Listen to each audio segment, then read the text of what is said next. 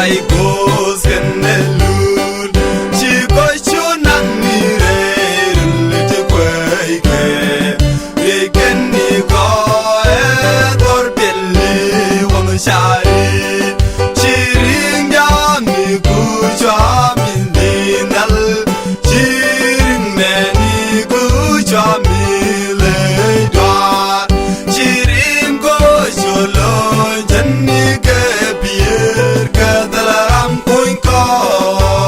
la cha dal ven ko he je dia kada wallang ma ji he loi du ko lo ko chi dar dia ra je ko lo ko nan ke ling ya da chu ni nyam du ka e bai loi du be lo ko lo bos kan da ke wi go chur du ka bali ko dar ko tin cha la ke ji ke kwi sho ke du alia ku mo ga jan mu dal dun mal ri we da ma ka so so dan yang ni ne tin wi roi bun ken ke o ba ji ngai e no la bi bo nu bu bien con lo gos lin con lo guanu ka lin ko jin pu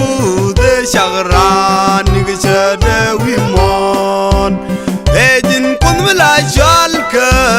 lin na ka wi tin chu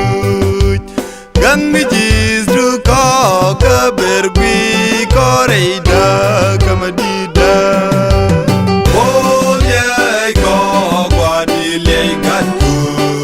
sabanin yal su ka jal vai ko sen lun chi ko chunan ni re lit kwai ke ye ken ni ko e tor belli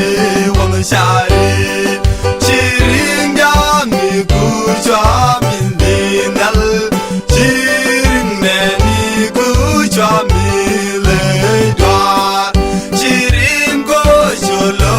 janni ke pier ka dalam kuin ko la cha dal ven ko he je dia kada wallang ma ji he loi du ko lo ko chi dar dia ra je ko lo ko nan ke ling ya da chu ni nyam du ka e bai loi du be lo ko lo bos kan da ke wi go chur du ka bali ko dar ko tin cha la ke ji ke kwi sho ke du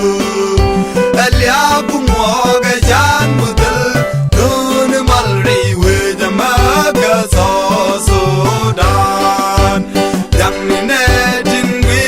roi bun ken ke o ba ji ngai e no la bi bo nu bu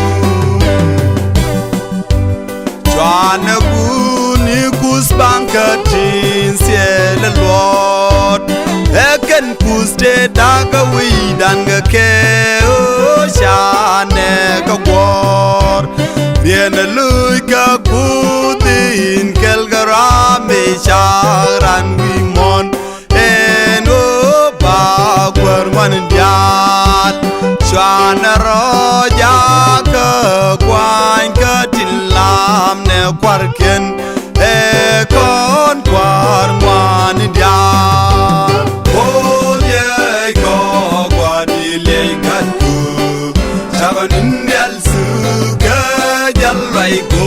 sen lun chi ko chunan ni re lit kwai ke ye ken ni ko e tor belli wang shari chiring ya mi ku cha